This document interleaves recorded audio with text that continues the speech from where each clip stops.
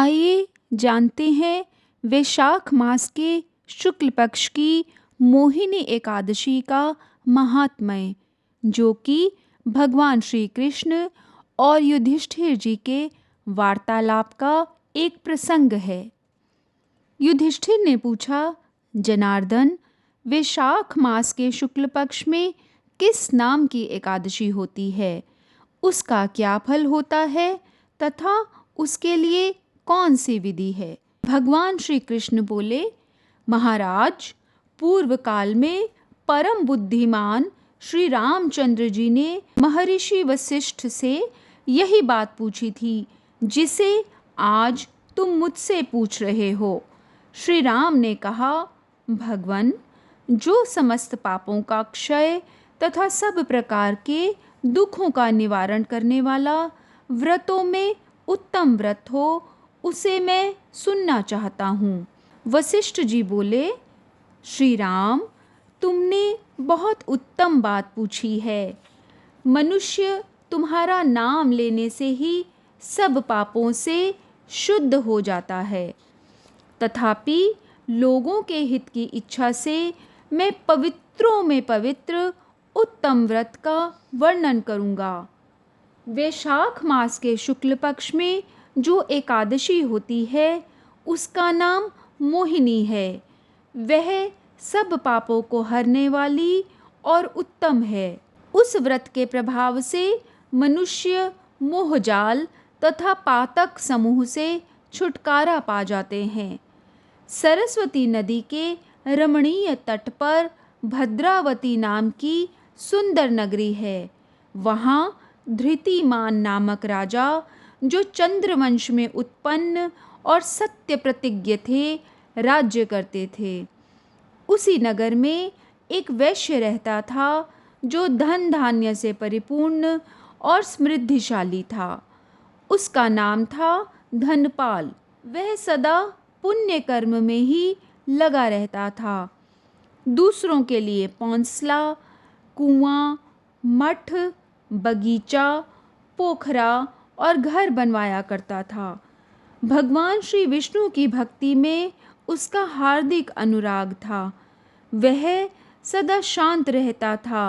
उसके 5 पुत्र थे, जिनके नाम थे सुमना, द्युतिमान, मेधावी, सुकृत तथा धृष्ट बुद्धि। धृष्ट बुद्धि 5वां था और वह सदा बड़े बड़े पापों में ही संलग्न रहता था। जुए आदि दुर्व्यसनों में उसकी बड़ी आसक्ति थी। वह वेश्याओं से मिलने के लिए लालायित रहता था। उसकी बुद्धि न तो देवताओं के पूजन में लगती थी और न पितरों तथा ब्राह्मणों के सत्कार में। वह दुष्ट आत्मा अन्याय के मार्ग पर चलकर पिता का धन बर्बाद किया करता था।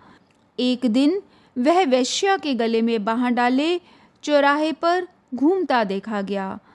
तब पिता ने उसे घर से निकाल दिया तथा बंधु बांधवों ने भी उसका परित्याग कर दिया।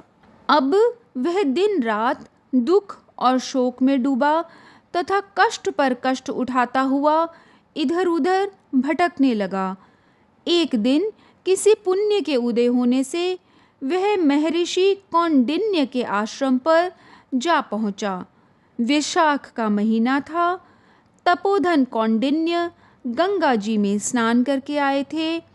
धृष्ट बुद्धि शोक के भार से पीड़ित हो मुनिवर कौंडिन्य के पास गया और हाथ जोड़कर सामने खड़ा होकर बोला, ब्राह्मण द्विज श्रेष्ठ, मुझ पर दया करके कोई ऐसा व्रत बताइए जिसके पुण्य के प्रभाव से मेरी मुक्ति हो। ऋषि कौंडिन्य बोले, वैशाख के शुक्ल पक्ष में मोहिनी नाम से प्रसिद्ध एकादशी का व्रत करो। मोहिनी को उपवास करने पर प्राणियों के अनेक जन्मों के किए हुए मेरु पर्वत जैसे महापाप भी नष्ट हो जाते हैं। वशिष्ठ जी कहते हैं, श्री रामचंद्र, मुनि का यह वचन सुनकर धृष्ट बुद्धि का चित्त प्रसन्न हो गया। उसने कौंडिन्य के उपदेश से विधि पूर्वक मोहिनी एकादशी का व्रत किया। नृपश्रेष्ठ, इस व्रत के करने से वह निष्पाप हो गया और दिव्य देह धारण कर गरुड़ पर आरूढ़ हो सब प्रकार के उपद्रवों से रहित श्री विष्णु धाम को चला गया। इस प्रकार यह मोहिनी का व्रत बहुत उत्तम है। इसके पढ़ने और सुनने से सहस्त्र गोदान का फल मिलता है।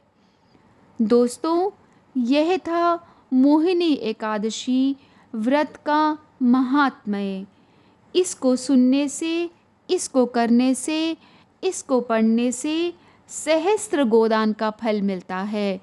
आइए हम भगवान विष्णु से प्रार्थना करते हैं कि हे भगवान विष्णु, हमसे मोहिनी एकादशी का व्रत यथासंभव यथाविधि करवाइए और हमारे दुर्लभ मनुष्य जन्म को सफल बनाइए। आपकी कृपा हमें सदैव प्राप्त हो। आपकी जय हो। एकादशी माता की जय हो। ओम नमो भगवते वासुदेवाय।